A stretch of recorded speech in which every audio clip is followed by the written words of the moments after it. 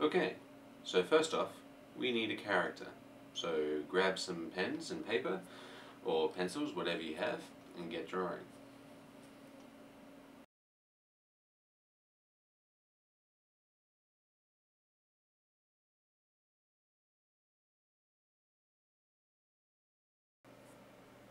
Right, so now that we have our character, we will now scan him into the computer. First off, we will go to File and Import to Stage and select your JPEG file. Now we just need to resize it to fit the stage.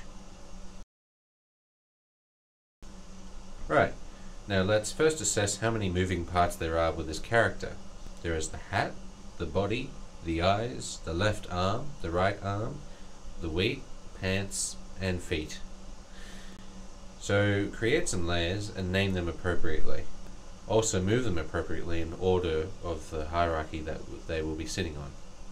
Right, now let's get tracing. With the line tool, left click from the beginning of a chosen line to the end of where you want it to finish and release. Now that you have a line, you have to use the mouse tool to morph the line to correct the shape. Great. Now you just need to do this to the rest of the body parts. Remember to switch layers when you're creating lines for each new body part.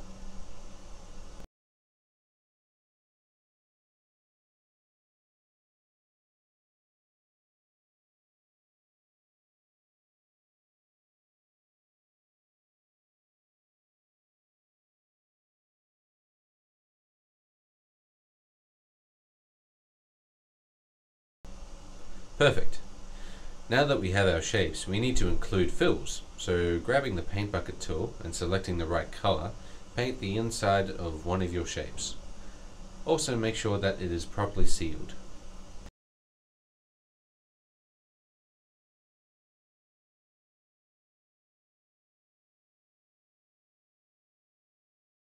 Right. At this point we have only done basic coloring. Now let's concentrate to adding the shading to the character. What you do is use the eyedropper tool and select the color of the current body part that you're concentrating on, and then go to the color window and select a slightly darker tone of that. Good. Now to restrict the color to an area, you have to create more lines to restrict it. Make sure to make these lines as a crazy color so as you can double click on those lines and delete them with ease.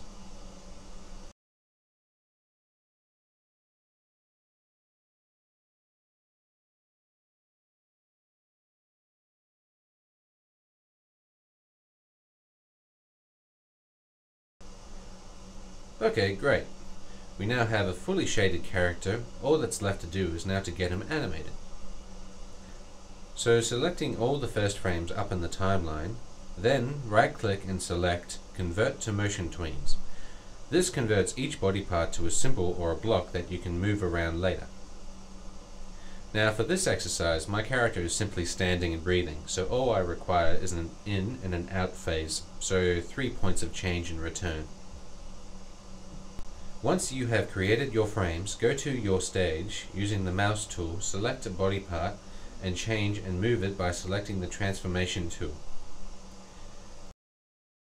And for the extra little bits of detail, add a few more keyframes and tweak the movement so it looks a little bit more natural.